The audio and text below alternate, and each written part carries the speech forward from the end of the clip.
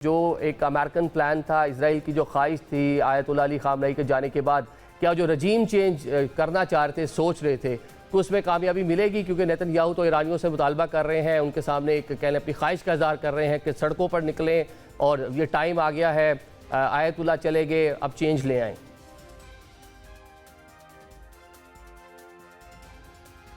बिस्मिल्लाहिर्रहमानिर्रहीम। पहले तो आपका शुक्रिया कि आपने आज अपने प्रोग्राम में इनवाइट किया। देखिए, अगले 24 घंटे के अंदर ये चीज़ बिल्कुल वाज़ेह हो जाएगी कि क्या इज़राइल और अमेरिका ने अपनी ख्वाहिश के ऊपर ईरान के ऊपर अटैक किया है या वाकई वहाँ एक अंडरग्राउंड कोई मूवमेंट थी इस रजीम के खिलाफ जिसको वो बढ़ावा देना चाह रहे थे। जो उनकी बातों से इनिशियली लग रहा था वो ये था कि जी के एक बहुत स्ट्रॉन्ग अंडरग्राउंड मूवमेंट है और उसको वो लोग सपोर्ट कर रहे हैं। लेकिन पिछले 48 आवर्स में हमें ईरान से ऐसी कोई झलक नजर नहीं आती है कि हम ये सोचें कि और हम ये देखें कि क्या कहते हैं कि आयतुल्लाह ख़ामनई की डेथ के बाद क्या कहते हैं ईरान की सड़कों के ऊपर लोग खुशी से निकल आए हैं और वो ये इजराइल और अमेरिका का शुक्रिया अदा कर रहे हैं कि उन्होंने उनको इस। लेकिन हमें तो हर चीज उल्टी नजर आ रही है कि ईरान सोग में है और हर कोई जो है वो क्या कहते हैं इस वक्त परेशान है कि जी के आगे किस तरह चीजें होंगी। ख़ामनई साहब की डेथ के बाद ईरान ने अपने अटैक्स नहीं रोके हैं और वो कॉन्टीन्यूसली कतर और दुबई के ऊपर अटैक्स करे जा रहा है, जिसका मतलब ये है कि उनका कोई इरादा नहीं है डी एस्केलेट करने का। सिमिलरली जो उनकी रेवोल्यूशनरी गार्ड है उसने हॉर्मुज़ को बंद कर दिया है, स्ट्रेट ऑफ हॉर्मुज़ को, और अब वहाँ जो है उन्होंने अभी आप ही की खबरों में मैं सुन रहा था कि उन्होंने जो इब्राहिम लिंकन है उसको भी अटैक करने की कोशिश कर रहे हैं। सो मेरे ख्याल में जो हम पिछले 48 आवर्स में हम देख रहे हैं, मुझे ईरान से तो कोई रिजीम चेंज वाली सिचुएशन तो नज़र नहीं आ रही, लेकिन मुझे ये ज़रूर नज़र आ रहा है कि शायद गल्फ जो है इस कॉन्फ्लिक्ट से डिस्टेबलाइज हो जाएगा और वहाँ भी क्या कहते हैं बहुत सारी मूवमेंट्स चलना शुरू हो जाएंगी। सो अमेरिका और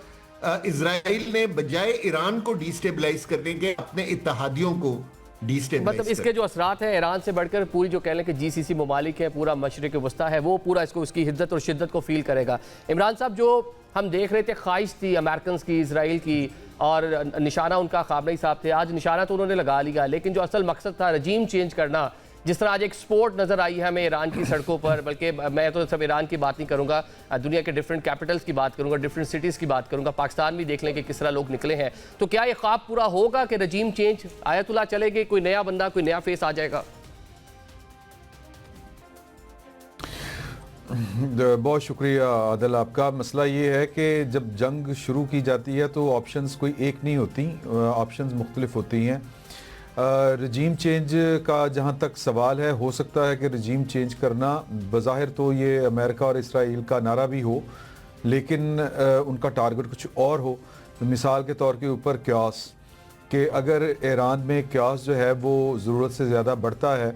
और ख़ामनई साहब के हमायती और उनके जो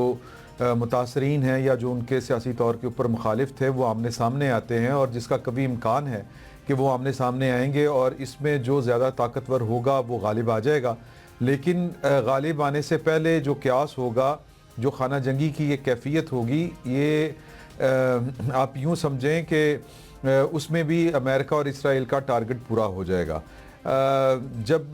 कोई किसी मुल्क में क्यास हद से ज़्यादा बढ़ता है, खाना जंगी जब हद से ज़्यादा बढ़ती है, तो सबसे पहले जो चीज़ या जो चीज़ जो नापैद होती है वो स्टेट का ऑर्डर होता है। स्टेट के ऑर्डर के साथ साथ जो सोशल फैब्रिक होता है, जो पॉलिटिकल फैब्रिक होता है, वो ख़त्म होता है। और अगर किसी रियासत का ऑर्डर टूट जाए तो फिर जो वहादत है, यानी कि जोग्राफियाई वहादत और जो नज़रियाती या फिर आप कहें कि रियासती वहादत है, वो भी मुतासिर होती है। तो बज़ाहिर तो ये लग रहा है कि रजीम चेंज वाला जो अंसर था या जो टारगेट था वो बहुत आसानी के साथ पूरा नहीं हो सकेगा, बल्कि जो खामनेई साहब के चाहने वाले हैं और जिनकी एक तासुर तो ये है कि वो अक्सरियत में हैं, वो मेरा ख्याल है कि वो बहुत ज़्यादा जज्बाती भी होंगे और ज़्यादा अग्रेसिव भी होंगे, और वो जो लोग इस वक्त जश्न मना रहे हैं इवन मतलब खुसूसन जो तेहरान या ईरान के अंदर, वो टारगेट होंगे और उनको घरों से खींच खींच के निकाला जाएगा, मुझे ये लगता है। तो वो जो तासुर या वो एक जो ख्वाहिश थी कि रजीम चेंज करके इसराइल और ईरान जो हैं वो अपना कोई हदफ पूरा कर लेंगे, वो तो कम से कम पूरा होता हुआ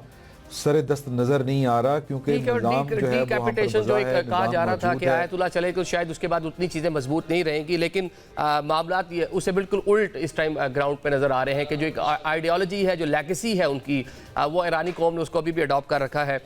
अहमद, ये बताएं कि क्या लगता है कि जो अहदाफ थे अमेरिकन के, इसराइल के, वो पूरे हो पाएंगे ईरान को लेकर के, रजीम चेंज करना या वहाँ पे कोई एक नया सेटअप लेकर आना, या वो जो पहलवी साहब जो बाहर बैठे हैं उनको प्लांट करना ईरान के अंदर? जी बहुत शुक्रिया। देखें, जो डीकैपिटेटिंग स्ट्राइक्स इसराइल ईरान के ऊपर कर रहा है 2020 ऑनवर्ड्स, कासिम सुलेमानी की डेथ हो या फिर उसके बाद उनकी शहादत के बाद ईरान के न्यूक्लियर साइंटिस्ट की शहादत हो, फिर उसके बाद पूरे के पूरे इनके इंटेलिजेंस हेड्स, आर्मी चीफ्स, इनके प्रेसिडेंट, फॉरेन मिनिस्टर, आज भी कल भी आपने देखा पिछले 24 घंटों के अंदर भी इन्होंने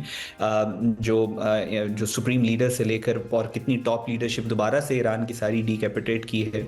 there is a difference between decapitation and regime change. इनमें ज़मीन आसमान का फ़र्क होता है। रजीम चेंज के लिए आपको रजीम चेंज के लिए जो चीज़ें रिक्वायर्ड होती हैं वो डीकैपिटेटिंग के लिए वो चीज़ें रिक्वायर्ड नहीं होती। डीकैपिटेटिंग आसान होती है, रजीम चेंज जो है वो एक कॉम्प्लेक्स और कॉम्प्लिकेटेड मैकेनिज्म है। रेट्रिक जो पूरी दुनिया के अंदर या बयानिया या नैरेटिव जो इसराइल और अमेरिका क्रिएट करता है, वो ईरान की जो गवर्नमेंट है उसको बुरा दिखा के, फंडामेंटलिस्ट या एक्सट्रीमिस्ट दिखा के ये नैरेटिव क्रिएट करने की कोशिश करता है कि हम रजीम चेंज करना चाहते हैं। लेकिन जिसको थोड़ी बहुत भी नॉलेज है स्टेट क्राफ्ट की, उनको पता है कि ना ईरान और इसराइल इन दोनों का जो प्लान है वो उस तरीके से रजीम को चेंज करने का नहीं है। इनका जो प्लान है वो डिफरेंट है। इनका प्लान, इनके अपनी मोटिवेशंस हैं और उसके रास्ते में इन्हें ईरान के अंदर जो भी मिलता जाएगा ये उसको डीकैपिटेट करना चले और डीकैपिटेट करते चले जाएंगे। प्लान इनका ये है, अमेरिका का for instance, America, Donald Trump ये कह के आया है कि मैं मिडल ईस्ट के अंदर से अपनी फौजों को निकालूंगा। अमेरिका के घर पे इनकी प्रॉब्लम्स बहुत ज़्यादा हैं, $38 ट्रिलियन का कर्जा, और अभी आप देखेंगे कि किस तरीके के अभी जब हम बात कर रहे हैं थोड़ी देर पहले, अमेरिका के डिफरेंट शहरों में प्रोटेस्ट अनाउंस हो चुके हैं डोनाल्ड ट्रंप की जो ये ईरान वाली जंग है इसके खिलाफ, और आप देख रहे हैं कि पॉपुलर सेंटिमेंट भी ये है अमेरिका के अंदर। अहमद, यहाँ रुकिएगा, प्लान आप जो बात कर रहे हैं कि यहाँ पे रजीम चेंज मकसद नहीं था ईरान में, तो मकसद था क्या अमेरिका का, इजराइल का? थोड़ा इसको बताइएगा। मैं वही आपसे अर्ज कर रहा हूँ। रजीम चेंज जिस तरीके से ये पोर्ट्रे करते हैं, रजीम चेंज को जिस तरीके से ये पोर्ट्रे करते हैं वेस्टर्न मीडिया में, वो इनका मकसद नहीं है। जो मोटिवेशन है इनकी वो अल्टीरियर मोटिवेशंस है। अच्छा, अब अमेरिका मिडल ईस्ट से निकलना चाहता है। इट्स अ फैक्ट कि अमेरिका मिडल ईस्ट के अंदर, जो डोनाल्ड ट्रंप ने भी ये कहा था कि जब इलेक्शन कैंपेन के अंदर कि मैं मिडल ईस्ट से अपने रिसोर्सेज को निकालूंगा, क्योंकि जो अमेरिका फर्स्टर्स है वो कहते हैं कि अमेरिका अगर मिडल ईस्ट में ज्यादा देर बॉग डाउन रहा तो अमेरिका बिल्कुल डिरेंज हो जाएगा। और अमेरिका अपनी जगह जो सिक्योरिटी एपरेटस उसने मिडल ईस्ट के अंदर रखा हुआ है, अपनी जगह वो इसराइल को देना चाहता है। इसराइल आइडेंटिफाई कर रहा है, इसराइल ये चाहता है कि अमेरिका मजीद रुके, अमेरिका अपने बूट्स ऑन ग्राउंड लेके आए, अमेरिका मजीद इसराइल के बिहाफ पे जंगे लड़े। अमेरिका कहता है मैंने निकलना है, और इसराइल ने अमेरिका के आगे ये शराइत रखी है कि ये हर्डल्स हैं मेरे सिक्योरिटी गारंटीज लेने में, जब तक तुम इनको खत्म नहीं करोगे तुम निकल नहीं सकते। और यही जो एपैक की लॉबी है वो अमेरिका को फोर्स कर रही है कि वो इसराइल का ये प्रेशर टैक्टिक्स वो अमेरिका के घर के ऊपर अप्लाई कर रहे हैं। सो उसी इसराइल की सिक्योरिटी गारंटीज के दरमियान में ईरान के सुप्रीम लीडर्स खड़े थे, सुप्रीम लीडर की जो सारे उनके फॉलोअर्स हैं वो खड़े थे। लेकिन जहां तक रजीम चेंज की बात है वो तो बिल्कुल भी अभी पॉसिबल नहीं है। जो थोड़ी बहुत आपको वो आज हमने उसका अमली मुजाहरा हमने देखा कि पूरा ईरान जो है वो सोग में डूबा हुआ है, वो अपनी जो मौजूदा क़यादत है उसके साथ भी इज़हार यकजहती कर रहा है, और आयतुल्लाह जाने से पहले एक कह लें कि अपनी जो सेकंड थर्ड लीडरशिप है वो अनाउंसमेंट कहते हैं पूरा एक चेन ऑफ कमांड जाने से पहले ईरान को मालूम था कि अमेरिका और इजराइल का अज़ाइम क्या है। ठीक है, सईद खान साहब, एक बात हो रही थी कि ईरान ने जो जवाब दिया वो GCC ममालिक में जो अमेरिकन बेसिस थी उनको निशाना बनाया, लेकिन दीगर जो अमेरिकन असासे, जिस तरह अभी अब इब्राहिम लिंकन की हमने भी बात की कि उसको अब आकर अटैक कर रहे हैं, हिट कर रहे हैं, तो क्या ईरान ने जो जिन जगहों को, जिन अहदाफ को निशाना बनाया, 14 के करीब जो बेसिस थी, क्या वो ठीक टाइम पे उनको हिट किया कि पहले जिस तरह इब्राहिम लिंकन या इस तरह की जो इंस्टॉलेशन थी इनको हिट करना था? ये तो देखिए एक स्ट्रेटजी का हिस्सा है, और इसके ऊपर किसी को एक मुस्तनद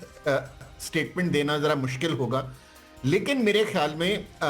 जो ईरान है खान साहब, ये कहा गया ना कि ईरान ने डिप्लोमेटिक सपोर्ट खो दी सऊदी अरेबिया की, UAE की, GCC ममालिक की अपने इस एक्ट के बाद। बिल्कुल आप सही कह रहे हैं, ऐसा ही है, लेकिन पहली बात यह है कि कितनी डिप्लोमेटिक सपोर्ट उनको हासिल थी। क्या जो डिप्लोमेटिक सपोर्ट उनको हासिल थी, क्या ये अरब कंट्रीज अमेरिका को और इजराइल को रोक सके कि वो ईरान के ऊपर हमला ना करें? आप इस एंगल से भी इसको देखने की कोशिश करें। So as such I do not think कि क्या कहते हैं कि ये जो कंट्रीज थी उन्होंने क्या कहते हैं ईरान के खिलाफ अमेरिका को रोकने की कोई बड़ी यानी कि कोशिश की होगी, जिसको अमेरिका ने रिफ्यूज कर दिया। देखिए अहमद साहब ने जो बात की है, मैं उसको जरा थोड़ा सा बढ़ाना चाहूंगा इससे पहले कि मैं उनकी अटैक स्ट्रेटजी के ऊपर कमेंट करूं। देखिए आप 2000 से ये देख रहे हैं कि जो इजराइल है वो एक्सपेंशनिस्ट डिजाइन के ऊपर है, वो एक ग्रेटर इजराइल के ऊपर काम कर रहा है, और उसके लिए उसने जितनी मुस्लिम कंट्रीज हैं जो उसको पहले नेबर करती थी, लाइक लेबनान, सीरिया, इराक, इन सब को उसने डिस्टेबलाइज किया और उधर उन्होंने उनको बिल्कुल वीक कर दिया, कभी सैंक्शंस लगवा के, कभी खुद अटैक करके, कभी कुछ। अब वो सेकंड टियर के ऊपर है, और जितनी मुस्लिम कंट्रीज हैं लाइक लीबिया, लाइक ईरान, इनको वीक किया जा रहा है ताकि कोई मुस्लिम कंट्री जो है वो इनके मुकाबले पे खड़ी ना हो सके। ठीक है ना, ये उनका ग्रेटर इजराइल प्लान है जिसकी वो पिछले 25 साल से कोशिश कर रहे हैं, और हम लोगों को बिल्कुल किसी इस बदगुमानी में नहीं होना चाहिए कि हम लोग जो हैं क्या कहते हैं सूनर और लेटर उनके निशाने पर नहीं होंगे। ठीक है ना, जब वो ईरान को सॉर्ट आउट कर लेंगे तो फिर पाकिस्तान की बारी आएगी, जो इस्लामी दुनिया का सबसे स्ट्रॉन्ग कंट्री है। जहां तक आपने अटैक की बात की, मेरे ख्याल में जो पहले 24 आवर्स जो थे उसमें ईरान जो था वो कोशिश ये कर रहा था कि किसी तरीके चीज डी एस्केलेशन की तरफ चली जाए, लेकिन ये प्रोबेबली इरादा नहीं था अमेरिका और इजराइल का। वो चाहते हैं अभी के क्या कहते हैं कि हम ईरान को स्ट्रक्चरली काफी वीक कर दें, और उसके लिए जरूरी है कि वो अपने जहाजों से उसकी बम्बार्डमेंट करते रहे। सो उनको यानी कि इसलिए उन्होंने भी अपनी, अगर आप उनके टारगेट्स को देखें तो वो ईरान के इंफ्रास्ट्रक्चर को हिट कर रहे हैं, और ईरान जो है वो भी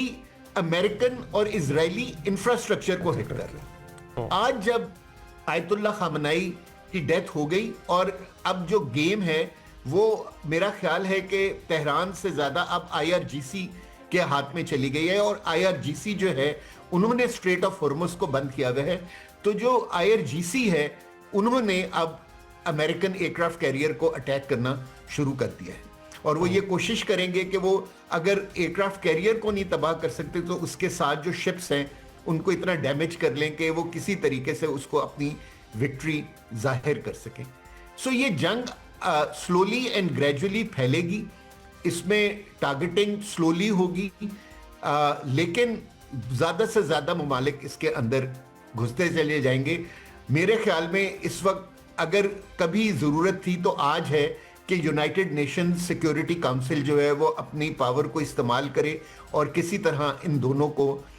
स्टेप बैक करने का कहे। ठीक है, लेकिन देखें ना, क्या इतनी कैपेबिलिटी है ईरान की कि कितने दिन तक वो इस पूरी सूरत हाल से सस्टेन कर सकता है, निकल सकता है? ठीक है इमरान साहब, मिडल ईस्ट पूरा, वहाँ पर दुनिया भर से आप देखा हमने कि पैसा आया, अरबपति आए, वो दुनिया में कह लें कि महफूज तरीन जगह मानी जाती थी रहने के लिए। अब तो यूरोपियंस वहाँ आके रहते थे, अमेरिकन वहाँ आके जो है रहते थे, बिजनेस करते थे। लेकिन इस पूरी जंग का मिडल ईस्ट पे क्या असर होगा? जो पूरी इकॉनमी, जो पूरी दुनिया से पैसा वहाँ पे इकट्ठा हुआ था, वो फ्लाइट ऑफ कैपिटल होता नजर आता है वहाँ से, मतलब अगर ये जंग लंबी चलती है।